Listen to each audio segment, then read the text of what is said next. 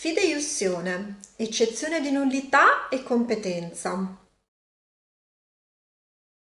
In un precedente video abbiamo analizzato i profili di nullità del contratto di fideiussione omnibus, redatto in conformità al modello elaborato nel 2003 dall'ABI, e abbiamo precisato che l'eccezione di nullità del contratto di fideiussione, proposto dall'opponente a decreto ingiuntivo al solo fine di paralizzare la domanda del creditore, può essere esaminata dal giudice ordinario, anziché dal Tribunale delle Imprese.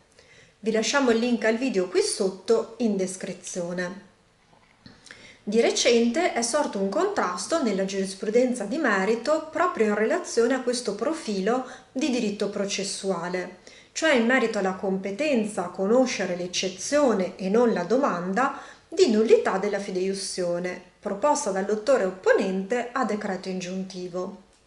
A ottobre dell'anno scorso il Tribunale di Verona ha declinato la propria competenza in favore del giudice specializzato, ritenendo idoneo al giudicato l'accertamento di nullità della fideiussione non solo in via di domanda, ma anche in via di eccezione.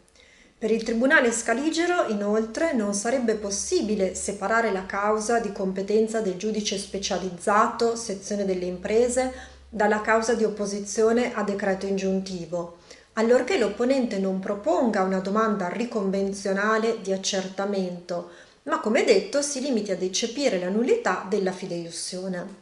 In senso opposto si sono pronunciati in seguito il Tribunale di Vicenza e di recente lo stesso Tribunale di Verona.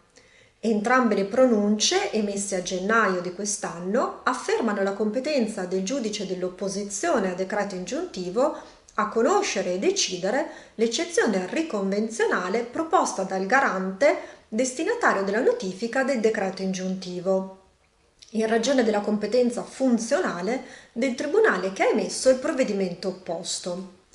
Nel caso esaminato dal Tribunale di Vicenza si trattava di una fideiussione specifica e la domanda dell'attore, opponente, è stata accolta solo in parte in quanto non era stata approvata l'applicazione uniforme delle condizioni contrattuali conformi al modello elaborato dall'ABI.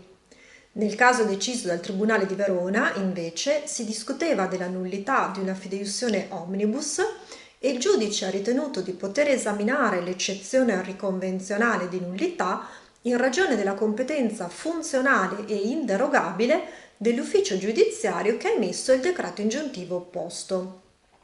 Sarà interessante quindi leggere le prossime pronunce che affronteranno questo particolare tema. Iscrivetevi al nostro canale, abbiamo un'intera sezione dedicata al diritto civile. Per maggiori informazioni visitate il nostro sito e seguiteci sui social media.